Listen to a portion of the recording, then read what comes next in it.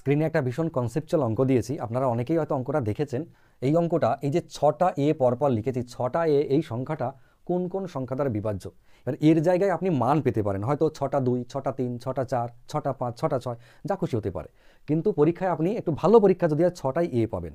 6টা 2 দিলে না হয় আপনি অপশনগুলোর মধ্যে চেক করে দেখতে পারবেন কোনটা কোনটা দ্বারা বিভাজ্য, কিন্তু 6টা এ যদি দিয়ে দেয় তাহলে চমকে যাবেন। তো চমকে যাওয়ার কিচ্ছু নেই, সিম্পল একটা লজিক দেখুন, আশা করি ভীষণ ভালো লাগবে এবং আপনার কাছে সমস্ত ব্যাপারটা ক্লিয়ার হয়ে যাবে। দেখুন এই 6টা এ আছে, কেমন 6টা এ, 3টে, 4টে, 5টা, 6টা, এইটাকে আমরা কি লিখতে পারি? এটাকে আমরা 3টে এ ইন্টু 1001 লিখতে পারি। ভালো করে বুঝুন, কেননা 1001 দিয়ে যদি 3টে একে আমরা গুণ করি, আলটিমেট রেজাল্ট 6টা এ হয়ে যাবে। যদি এখানে 2 থাকতো, 3টে 2 মানে 222, 222কে 1001 দিয়ে আপনি গুণ করুন, তাহলে 6খানা 222, 222 হয়ে যাবে। যদি বিশ্বাস না হয় পাশে গুণ করে দেখুন, সময় থাকলে আপনি করে দেখাতাম আমি। তো এই যে 3টি এ ইন্টু 1001 আমরা লিখতে পারি 6টা একে, এর তো একটা ভ্যালু আছে, থাকুক বা না থাকুক দেখতে যাব না। 3টি একে আবার আমরা এরকমভাবে লিখতে পারি এ ইন্টু 111, দেখুন পারি কিনা। এবার ধরুন এখানে 2 ছিল, 222, তাহলে 2 ইন্টু 111 মানেই তো 222।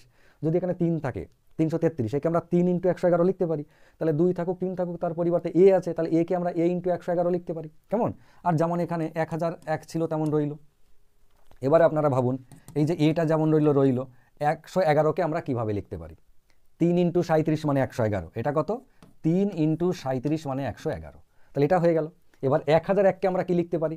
1001 মানে হচ্ছে 7 ইন্টু 11 ইন্টু 13, এবং 111 মানে 3 ইন্টু 37, 1001 মানে 7 ইন্টু 11 ইন্টু 13। তার মানে যেটা দাঁড়ালো, এই 6টা এ বা যারই ভ্যালু হোক, এটা কোন কোন সংখ্যা দ্বারা বিভাজ্য? এটা একদম পরিষ্কার ভাষায় বুঝে নিন, 3 দ্বারা বিভাজ্য, 37 দ্বারা বিভাজ্য, 7 দ্বারা বিভাজ্য, 11 দ্বারা বিভাজ্য, 13 দ্বারা বিভাজ্য, 1001 দ্বারা বিভাজ্য, 111 দ্বারা বিভাজ্য, এ দ্বারা বিভাজ্য। এ দ্বারা তো বিভাজ্য হবেই, সে তো নিজেই।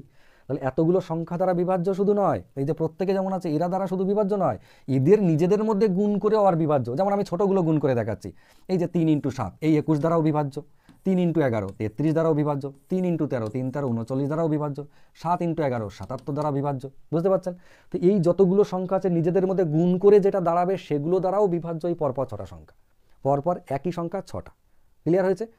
আশা করি ভালো লেগেছে, নতুন কনসেপ্ট হয়তো বুঝলেন, জানি না কারো কাছে এটা নতুন লাগলো কিনা। যদি নতুন লাগে অবশ্যই জানাতে ভুল করবেন না, যদি ভালো লাগে জানাবেন, আমি নতুন ভিডিও নিয়ে আবারও আপনাদের সামনে আসবো।